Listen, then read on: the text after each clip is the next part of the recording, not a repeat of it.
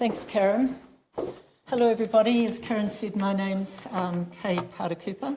I want to say thank you to John and also to Steve and Nalini, the rest of the community, the committee that has enabled me to be here today. Really privileged. Thank you. So, astrotourism, how to develop a sustainable world-class tourism venture. I think I want to take a broader view on what astrotourism means for us. So in 2015, we built Kaye Observatory. It's a small boutique observatory. It is in the Aoraki Mackenzie International dark sky, even though it's half an hour south.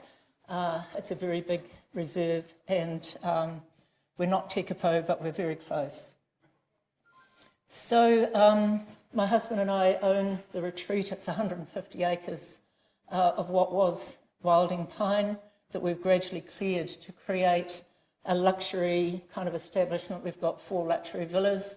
We've got a large wedding function area and the observatory itself. We've taken a core approach on sustainability right from the start. Right from the start, we decided that we needed to be qual marked. We have gold qual mark certification, which means that we operate as a sustainable business. We follow the Tiaki, which is New Zealand tourism guardianship, and just more recently we've committed to sustainable tourism. So why have I got the Time magazine sitting out there on the slide? A few weeks ago we were recognised by Time as one of the world's greatest places. And a key part of that was our stargazing product. So 100 places around the world, there were only 2 in New Zealand. We were the only place, and then the Tukaka up in the Poor Knights, the dive operation, was seen as a tourism experience, recognised. So it's an annual list of the most desirable destinations in the world. We were hugely excited about that. And I think I can see Lydia down there. She was we worked together with Lydia to tell the world. And I think we were up from 2 to 4 a.m. Trying to write the press releases because we didn't really know what we were going to be accredited for. We knew we were. So it was very exciting for us. But I think it's also very exciting for the Astro and the stargazing community because as a tourism operation, we have a huge potential for international marketing. And whilst we're not coming at things from pollution or health, we do include those in our stargazing tours, but we have a reach that Tourism New Zealand this year has identified star grazing as their key theme for their latest campaign, which is exciting for New Zealand, but it's also exciting for the star community. I think, just looking at my notes, one of the things that we've been following, Forbes magazine put out recently, trends in tourism, and they talk about the latest trends are unique experiences, immersive experiences, so people are no longer looking to travel based on, I can go and see stargazing, I can go and see a landscape feature. They actually want to immerse, they want to meet the locals, they want to be part of New Zealand when they come here. The other thing they've identified is super fine dining and what they call hyper-local dining, which means, garden to plate ingredients, local ingredients, but also traditions. So the tourism experience is getting more, is changing. Okay. So at the retreat, Tourism New Zealand after COVID started to talk about high-value tourism, and they started to talk about high net worth individuals, and they started to talk about, how can you tell people coming to the border, give us your bank statement or you can't come in. So our aim was to look at what is high-value tourism, and, JFK down there, we sort of reinterpreted what he said, ask not what tourists can give to you, ask what you can give to your guests. And for us, that's high-value tourism. They need to come and experience something that is very, very worthwhile. Our aim is to provide a high-value experience that weaves together stargazing, unique landscapes. I think Lydia probably will talk about the Mackenzie. We have some of the most unique landscapes in New Zealand here. Cultural storytelling, history, local cuisine, and dark sky preservation into a compelling once-in-a-lifetime experience. And I can recall when we started the observatory, my husband and I used to do the stargazing tours, pretty amateur. But I remember we had one guy from Beijing come in, I don't know what his age was, who started crying, and he said, "I haven't seen stars since I was a child."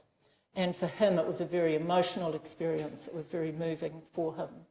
And that's what we can give. That's what tourism operators and astrotourism can give to the communities that are coming to them.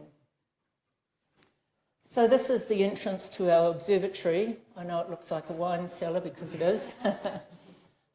So we started off as Pukaki Wine Cellar Observatory, and then we became Pukaki Cellar Observatory. Now the name is so long, we've settled on Pukaki Observatory. And we have on this side of the slide, which is your left-hand side, we opened the observatory in 2015. We built it in the winter, a -20 Celsius winter in the Mackenzie. So it was quite a challenge to build it, but it turned out okay. And since then, we've been innovating. And Matariki, we started, I think it was around about 2019, 9-course degustation and Matariki Rising. We started with astrophotography. We ran education events on auroras and guest speakers, stellar events, and we built the moraine. Now the moraine, where the retreaters were on ancient glacial moraine, 20,000 BC moraine. So we've built a large function room, which we've called the moraine, and that's a key part of the stargazing experience because that's where we feed people.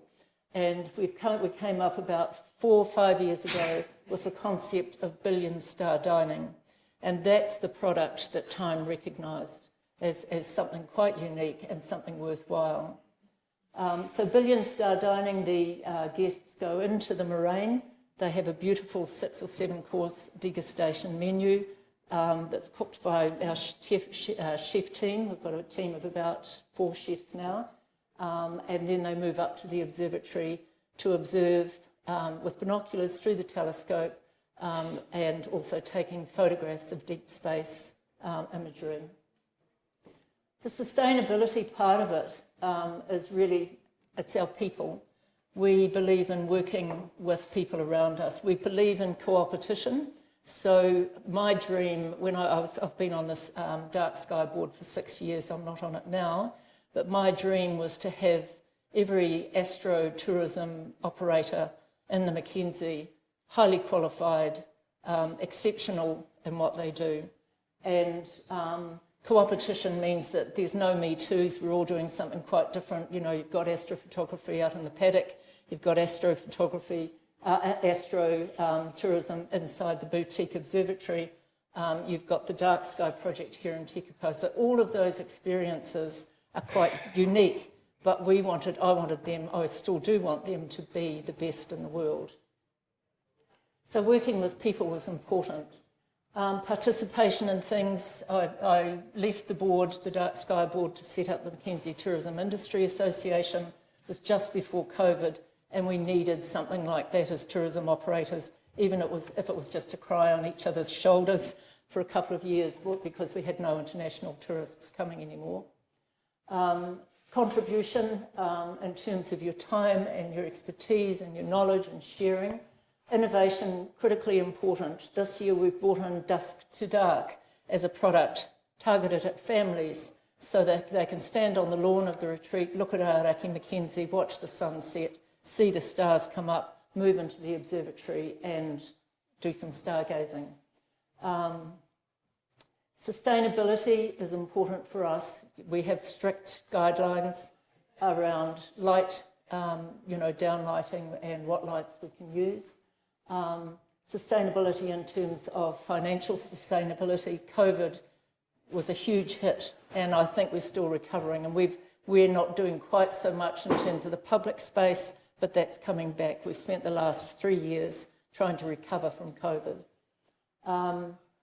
Biodiversity, we've cleared 60 to 70% of the retreat, the wilding pines, which are really big pests. We're very ethical, authentic. It's important you are qualified, and I'm very grateful for John and the team for setting up the Astro Academy. That's been fantastic that our guides can go and learn there across the Mackenzie and across New Zealand, I think, John. And of course, experiential.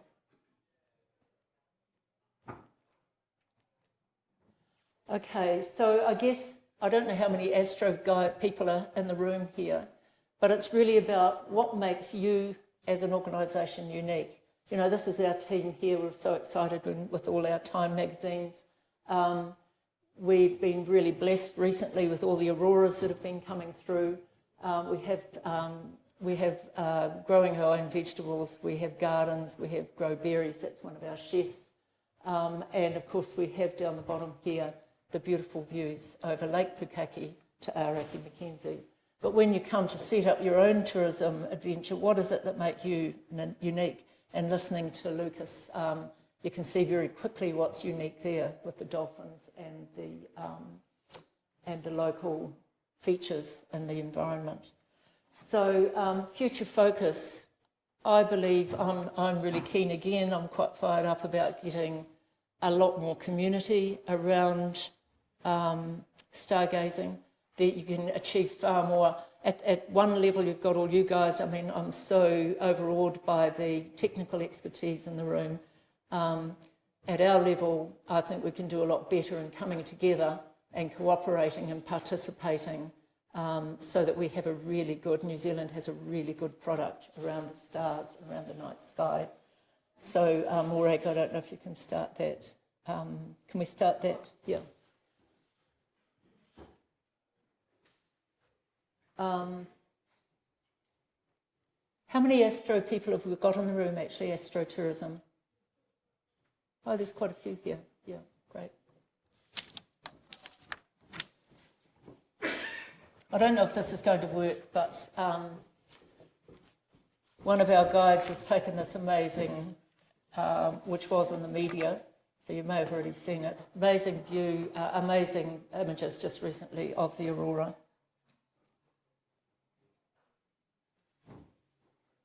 So I guess our job, we see it, it's bringing this wonderment. We see this from the observatory window at the door. You can just walk outside and look at the what's going on there.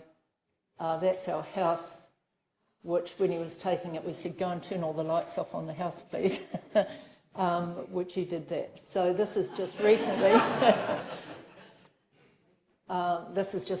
one of the amazing auroras, and hopefully we get more of those coming through. So our job is to create wonderment and to create desire for people to have dark skies and give them knowledge. Thank you.